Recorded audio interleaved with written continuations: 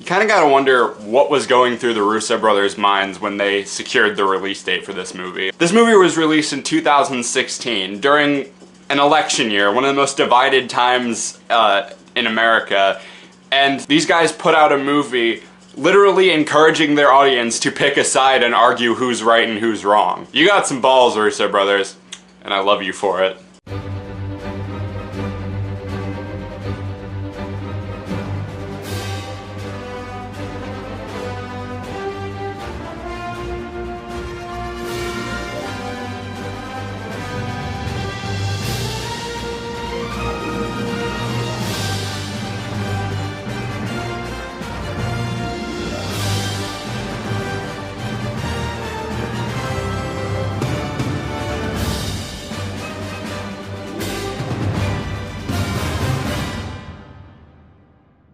Hey guys, JamesMCD Reviews here, and welcome back to Marvel Month. Today we're going to be talking about Captain America Civil War, released in 2016, directed once again by the Russo brothers. The Avengers are facing heat for all the property damage and civilian casualties that have been sustained during their missions. So much so that the government, led by General Ross, who, by the way, hasn't made an appearance in a Marvel movie since 2008, has put together a document that the team is forced to sign that requires them to work under government supervision. This, of course, creates a rift in the team. On one side is Captain America and his team, who believes that the Accords are unconstitutional, and on the other side is Iron Man, who believes that the heroes need to be held accountable for their actions.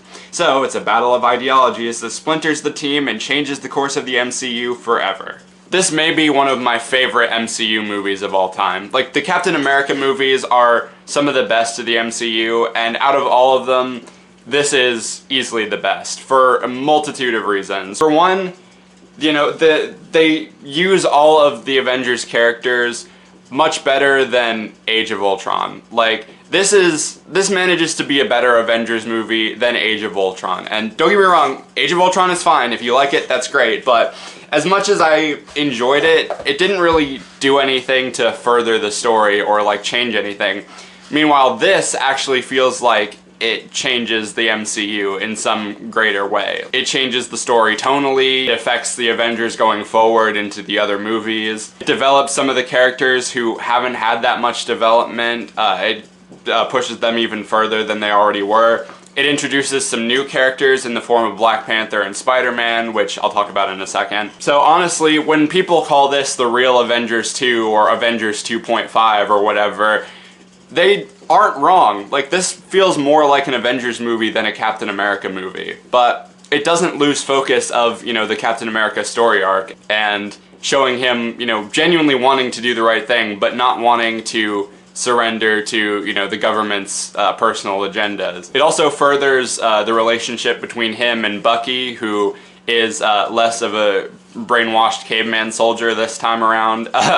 And I think that that relationship is, you know, it's really great, and seeing, you know, that relationship form in the first Captain America and seeing it evolve over time has been really cool to watch. And I think those two actors, Chris Evans and Sebastian Stan, they both do a great job and play fantastically off of each other.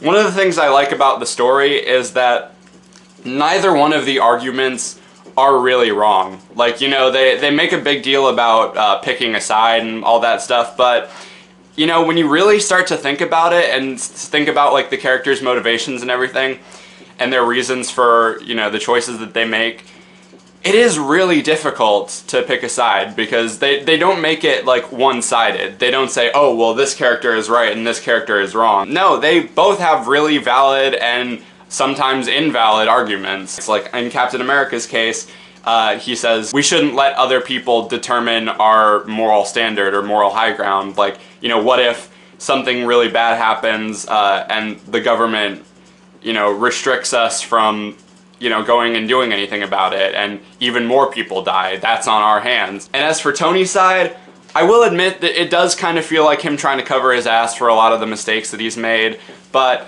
he does bring up a good point that, you know, the heroes, they do cause a lot more damage than they stop, you know. So all the stuff that happened, like in Sokovia and in New York and all that stuff, like, who's going to clean that up? Also, they show a lot of, you know, the damages and a lot of the lives that have been lost during those battles, and there are a lot. But then once again, going to Captain America's side, better that, you know, a few lives be lost than all of them. So it's a really tough argument. I know that Marvel gets a lot of flack for being too silly or, you know, too comedic or whatever, but this is arguably one of the more serious and dramatic of the movies. But at the same time, it still, you know, knows how to have fun and keep the same Marvel sense of humor.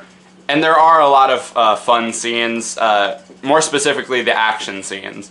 That airport battle is just amazing, and, you know, I could watch that battle like a million times and never get bored of it. It's so much fun. The action throughout the whole movie is great, but in that airport battle it is worth seeing that in theaters, possibly in IMAX, because it looks great. It's so well paced out and well choreographed. The quips and dialogue throughout that whole scene is just so much fun. The powers being showcased. Everyone gets something to do. Everyone gets a funny line to say, and it's just so much fun to watch. Speaking of which, let's talk about the characters, because there are a lot of them in this movie. Iron Man is given some bit of sympathy because of a reveal that is given in the movie that is, you know, it is a justifiable reason for him to be, you know, upset and pissed off, but still at the same time, he only really goes through with signing these accords, like I said, to cover his ass for all the mistakes that he made, like Ultron and, you know, the Iron Man 3 and stuff like that. So it does just kind of seem like he's trying to save himself rather than do the right thing. But separating the character from the actor, I think Robert Downey Jr. really shines in this role. I think this is one of his best performances as this character in the entire MCU. I think he does a really good job here. Some characters that get like the tiniest bit of development are Scarlet Witch and the Vision, who were just kind of like sloppily written into Avengers Age of Ultron and didn't really get that much to do aside from, you know, like show off their powers. They bond over, you know, not really knowing what exactly they are and both kind of being, you know, weapons that people just use, and they start to very awkwardly form a relationship, but it is still like cool to see. We also have the introduction of Black Panther, who Chadwick Boseman does a really good job in his debut performance, and he gets you really excited to see him in his own movie. Another character they introduce in this movie is the MCU's Spider-Man, but I can't really talk too much about him until I talk about Spider-Man Homecoming, so I'll get to that when I get to that. But keeping it short and simple, I think Tom Holland did a great job in his debut role.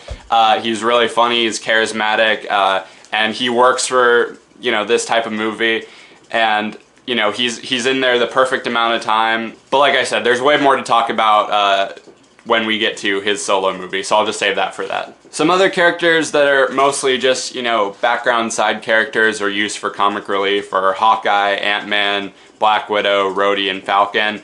But they all are great for what they are. They're in the movie the perfect amount of time, and, you know, the ones that are used for comic relief are really funny. I think Scott Lang as Ant-Man does a really good job in here. He does well interacting off of the other characters, and that makes me really interested and excited to see him back for Avengers Endgame in less than 2 weeks. Oh, and also I thought his Giant Man scene during the airport battle was really awesome and really cool and funny to see. Not really sure why Hawkeye is there, to be honest. You know, like, he was so adamant in Age of Ultron about, you know, kind of wanting to be done with this job and go into retirement and everything, but he came out of retirement just for this. I don't really know why. And also, I really don't know why they didn't kill off Rhodey when he, you know, accidentally got blasted by Vision. It still amazes me that, you know, he only got paralyzed after a fall from that height, but I feel like they're just trying to, like, find someone to, they want to keep him alive so that when Iron Man eventually does die in Endgame, which I hope happens, Rhodey can take over the mantle and become the new Iron Man or War Machine or Iron Patriot or whatever. So yeah, there's a plethora of characters in this movie, but it doesn't at all feel like, you know, some outshines others. They all get the perfect amount of screen time that they deserve. The Russo brothers, they do a good job of, you know, balancing out the screen time, making sure that every character is useful and has something to do, but also not outshining any of the other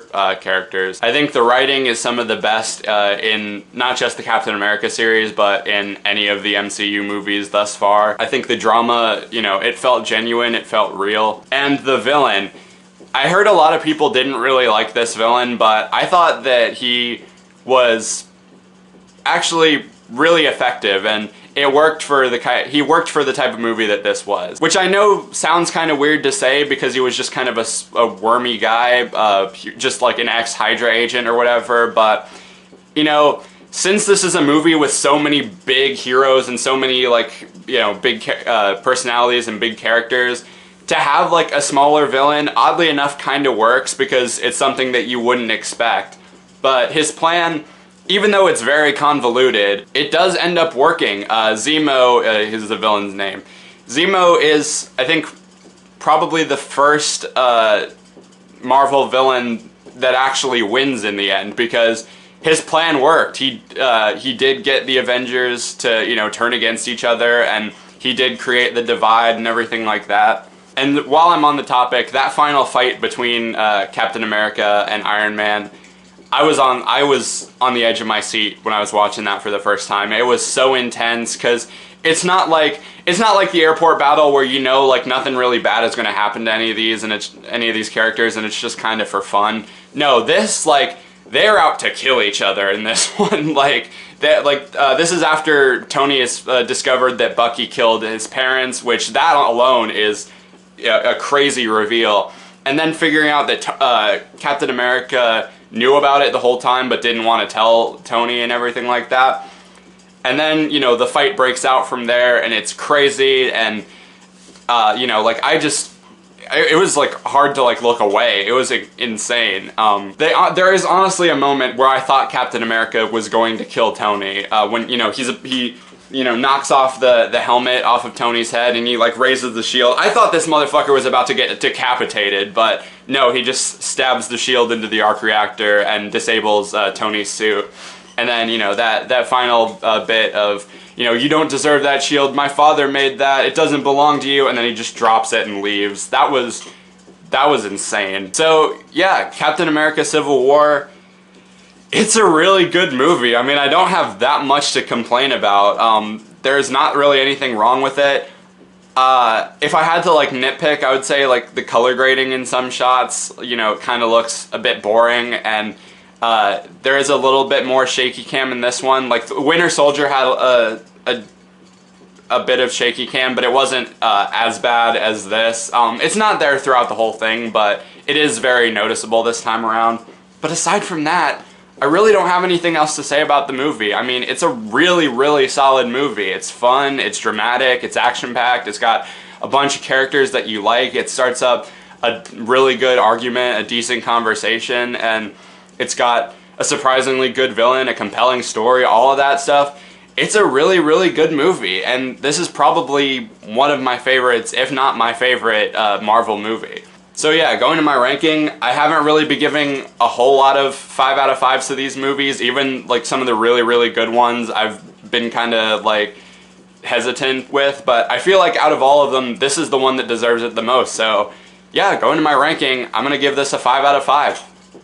So, but anyway, that does it for this video. Thank you guys so much for watching. Let me know down in the comments what you thought of Captain America Civil War when you saw it for the first time. How does it hold up after all these years? And which side are you on? Are you on Team Captain America or Team Iron Man? Or are you on Team Batman versus Superman? And anyway, tune in tomorrow when I'll be taking a look at Doctor Strange, the next movie in Phase 3. Until then, be sure to like, subscribe, ring the notification bell so you can stay up to date on when I'm posting. Follow me on all my social media, subscribe to my main channel. Everything you need to know will be in the description. And since we've been doing this throughout the other Captain America reviews, and since this may very well be one of the last times we see him in these movies, I figure there's only one appropriate way to end off this review. Ladies and gentlemen, here is your Captain America, Team America edit for Civil War. Thank you guys for watching. See you later. America, fuck yeah!